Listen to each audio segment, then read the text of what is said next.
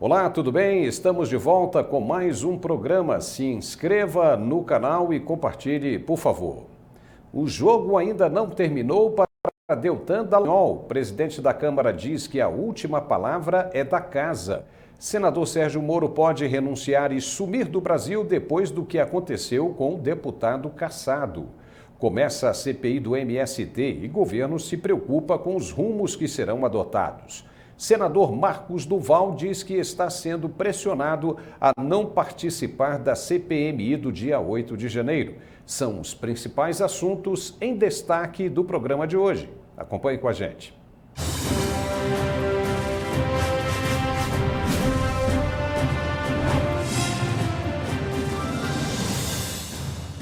Seja bem-vindo mais uma vez. O Congresso parece que está acordando, sentindo que o Judiciário está extrapolando o limite entre os poderes, coisa que já deveria ter acontecido há muito tempo, mas os letárgios, até eles, sentiram o gosto amargo na boca pela primeira vez com a cassação do mandato de Deltan Dallagnol.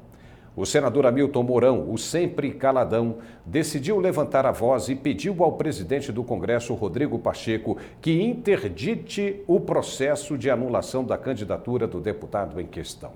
Mas fontes do Congresso atestam que será muito difícil Pacheco entrar nessa confusão. Aliás, é tudo o que ele não quer, já que teria interesse em se tornar um ministro da Alta Corte também. A saída para essa situação seria fazer ouvido de mercador e dizer que o assunto não é com o Senado e que deveria ficar nas mãos do presidente da Câmara.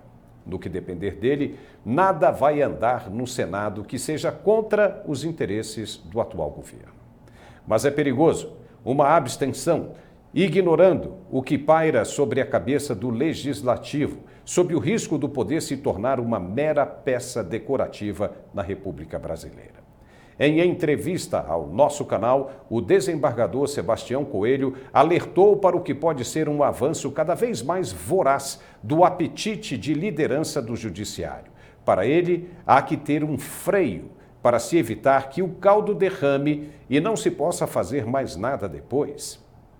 Se o Senado, na pessoa do senhor Rodrigo Pacheco, não se manifestar sobre esse episódio da cassação do deputado Dallagnol, a Câmara dos Deputados dá sinais diferentes. O presidente da Casa, Arthur Lira, também não gostou da sentença proferida pelos ministros do TSE, alegando que a última palavra será da Câmara dos Deputados. Lira, que alega ainda não ter recebido a comunicação formal do TSE, disse que o parlamentar terá, primeiro, direito à ampla defesa na corregedoria da Câmara para depois decidir sobre a questão. Ele afirmou, abre aspas, a mesa seguirá o que determina esse ato. A Câmara tem que ser citada. A mesa informará ao corregedor. O corregedor vai dar um prazo ao deputado e o deputado faz sua defesa e, sucessivamente, o mandato deve ser cassado somente por essa casa. Fecha aspas. Lira fala com fundamento no ato da Mesa 37 de 2009, uma vez que a Constituição garante aos deputados cassados pela Justiça Eleitoral o direito à ampla defesa dentro da Câmara dos Deputados. Conforme a Constituição, a perda de mandato será declarada pela mesa da casa respectiva, de ofício ou mediante provocação assegurada a ampla defesa.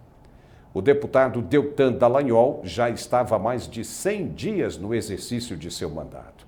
Ele foi diplomado e o assunto passa a ser de responsabilidade da Câmara agora.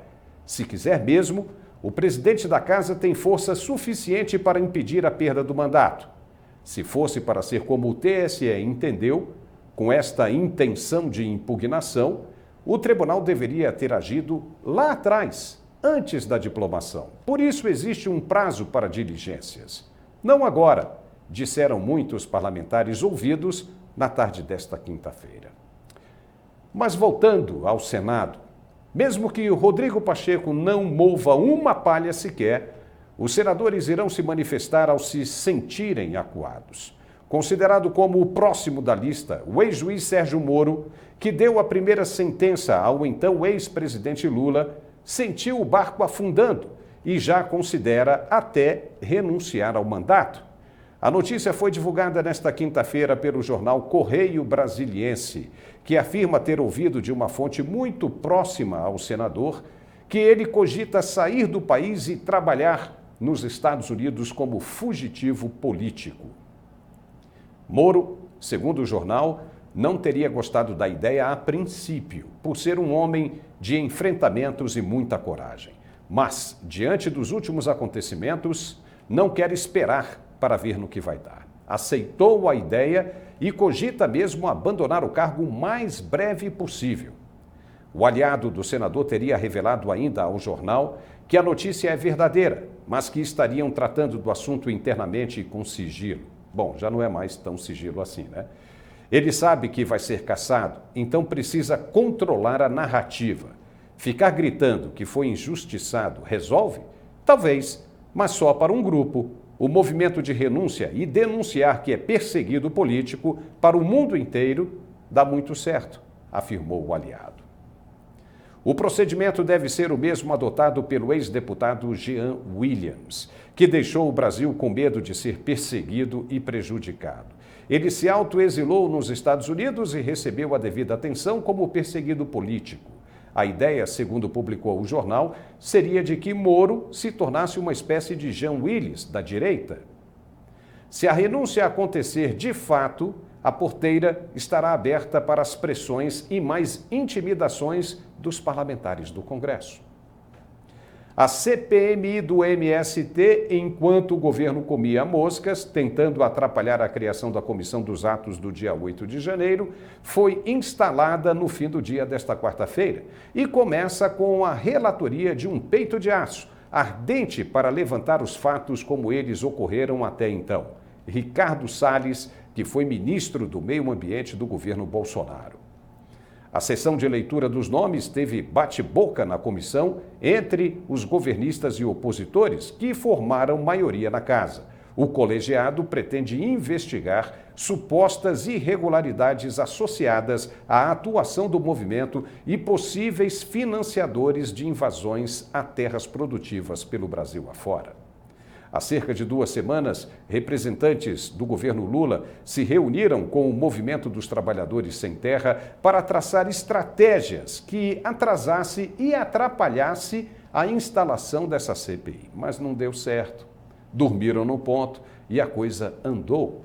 Agora o bicho vai pegar porque, como dissemos, a oposição tem maioria e vai levantar os podres do movimento, que conta com o apoio e simpatia do PT. A deputada Gleisi Hoffmann, que é presidente do partido, ficou desesperada ao ouvir a confirmação de Ricardo Salles para a relatoria da CPI. Ela disse que a presença do ex-ministro de Bolsonaro na comissão representa o objetivo central da comissão, que é o de criminalizar o movimento.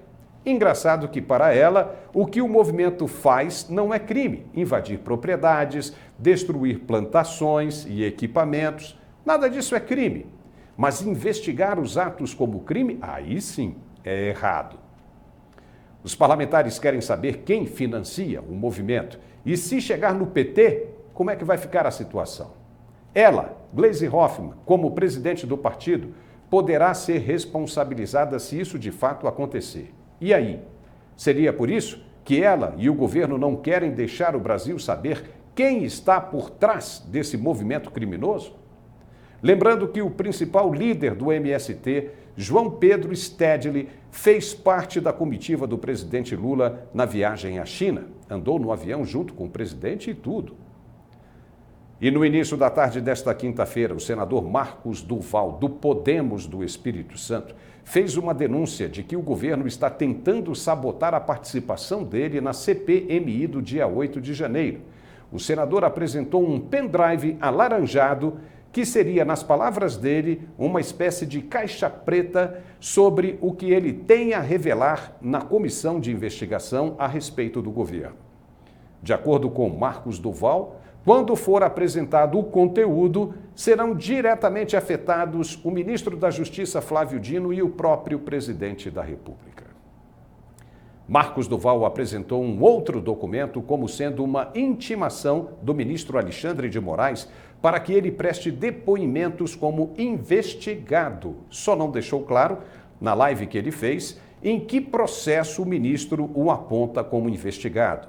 Duval estava indignado porque o nome dele não apareceu na lista dos indicados dos partidos para a composição da comissão. Veja.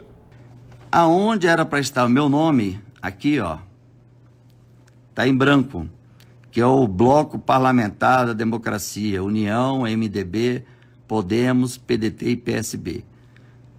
Não indicaram ainda meu nome, mesmo já tendo um ofício do meu partido indicando para o Congresso o meu nome.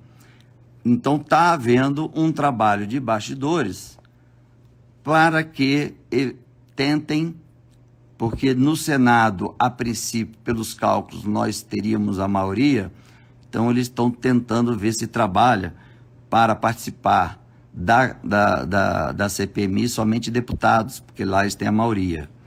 E em falar no Supremo, os ministros retomaram o julgamento nesta quinta-feira da ação penal contra o ex-presidente da República e ex-senador Fernando Collor de Mello pelos crimes de corrupção, lavagem de dinheiro e organização criminosa.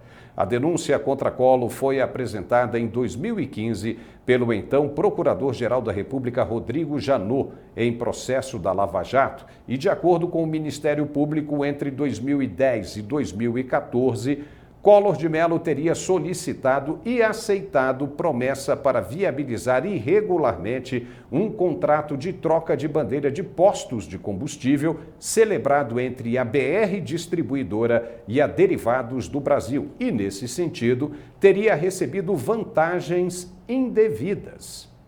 Se for condenado mesmo pelos crimes que está sendo acusado, o ex-caçador de Marajás poderá pegar até cerca de 30 anos de cadeia.